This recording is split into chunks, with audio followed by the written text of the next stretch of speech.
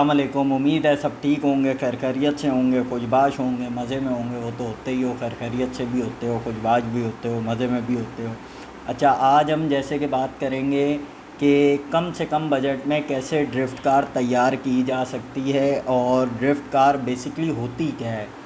क्योंकि जहाँ तक मेरा अंदाज़ा है, काफ़ी लोगों का अभी तक कॉन्सेप्ट ही नहीं क्लियर कि ड्रिफ्ट कार होती क्या है और क्या चक्कर है, क्या मामलात हैं।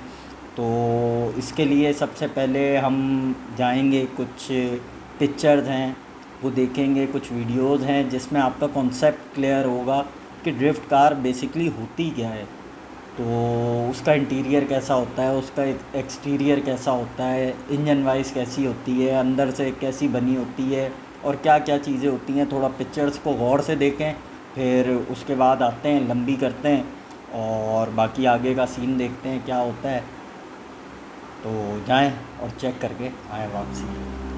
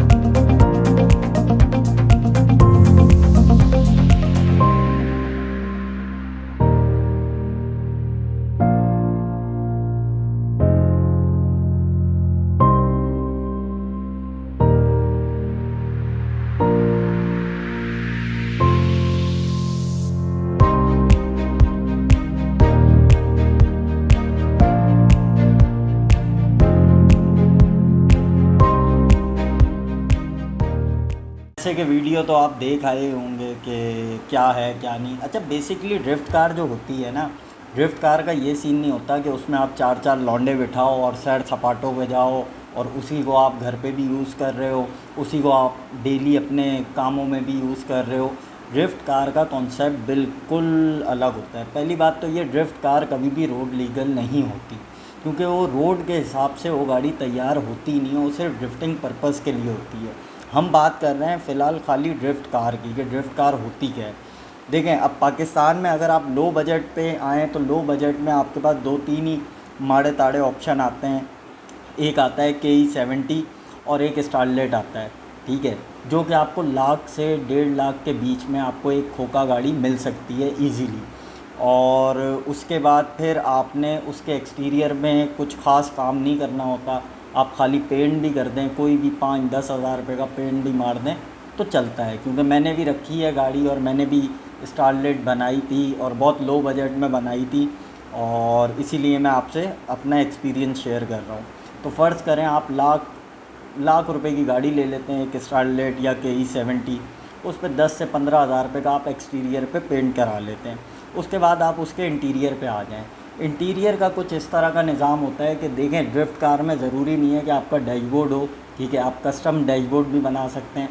कस्टम डैशबोर्ड आप कैसे बना सकते हैं कि स्टील की चादर से आप उसका कस्टम डैशबोर्ड तैयार कर सकते हैं। उसके अंदर गेजेस लगा दें, मीटर लगा दें, एक स्टीयरिंग व्हील लगा दें अच्छा सा कोई भी आफ्टर मार्केट, अंदर ई ब्रेक सिस्टम लगाएं लाजमी।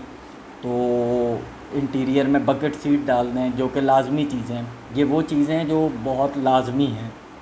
फिर उसके बाद आप आ जाएं, अल्लाह आपका भला करे, इंजन पे। इंजन का ऑप्शन जब आपके पास आता है तो इंजन आपके पास 3SFE 3SGE जो लो बजट में 7K हो गया, 1JG हो गया, 2JG हो गया, NA, तो ये एक लो बजट में अच्छा ऑप्शन है। तो ये भी तकरीबन 1.5 लाख के बीच में मिल जाते हैं इंजन। लाख रुपए की गाड़ी, ठीक है, 50-1 हज़ार रुपये का आपका ये बकेट सीट और ये वो रोल के चला काम वाम अगर आप तरीके से कराएं, यूज़ बकेट सीट डाल दें, और पेंट करा लें 10-15 हज़ार रुपये का, कोई भी नॉर्मल पेंट फंकी टाइप का करा लें, बाहर से स्पॉन्सर स्टिकर लगा दें, कुछ भी कर दें, ठीक है। लाइटें ज़रूरी नहीं है क्योंकि आप सिर्फ बना ड्रिफ्ट पर्पज़ के लिए रहें, तो एक आधी को लाइट भी चिपका दें, कोई मसला नहीं है। अच्छा, जो इसमें मेन चक्कर होता है ना, मेन चक्कर ये होता है जिस पे हमारे पाकिस्तान में ज़्यादातर काम करते ही नहीं है। मेन इसका चक्कर ये है कि आपको इसके सस्पेंशन में काम करना होता है, जब जाके ये प्रॉपर ड्रिफ्ट कार बनती है। सस्पेंशन में आपने इसके क्या काम करना होता है, सबसे पहले आपको इसकी एंगल किट बनानी होती है। क्योंकि देखें, नॉर्मल गाड़ियों की जो टायर की रोटेशन होती है वो 30 डिग्री, 35, 45, 40, हर गाड़ी की एक अपनी रोटेशन होती है टायर की, एंगल्स की, जो फ्रंट टायर्स होते हैं, ठीक है। इसकी आपको जो टायर के एंगल्स होते हैं ना, आगे जो एंगल किट होती है उसमें जो प्रॉपर ड्रिफ्ट कार होती हैं उनमें तो वो लोग आफ्टर मार्केट डालते हैं, मगर आप इसमें क्या कर सकते हैं, आप किसी भी सस्पेंशन वाले से इसमें अपनी एंगल किट में, जैसे इंजन में ऑल्ट्रेशन कराते हैं, हर चीज़ में कराते हैं, तो एंगल किट में भी आप इसके ऑल्ट्रेशन करा के इसका जो एंगल है उसको 40 डिग्री से बढ़ा के 60 पे, 70 पे, 80 डिग्री पे, जितने पे आपको इजी लगे कि आप इस पे कर सकते हैं, थोड़ा थोड़ा बढ़ा के उसकी जो रोटेशन है उसको थोड़ा सा बढ़ाएं। क्योंकि जो ड्रिफ्ट पर्पस की जितनी भी गाड़ियाँ होती हैं उनमें ये लाजमी होता है कि आप एंगल किट डालें, ठीक है, और ये पूरी नीचे की बार्स वार्स डालें और अपने सस्पेंशन में काम कराएं अच्छे से अच्छा। और ई ब्रेक तो लाजमी है, ई ब्रेक नहीं डालेंगे तो कोई काम नहीं है। तो फिर उसके बाद आप अल्लाह भला करे आ जाएं, अगर बजट थोड़ा ऊपर है तो कोई अच्छा सा स्टैंड अलोन भी डाल लें धमाकों शमाकों के लिए, या BR डाल लें, कुछ भी ऐसा डाल लें, तो एक वो सस्ता आ जाता है मेरे हिसाब से।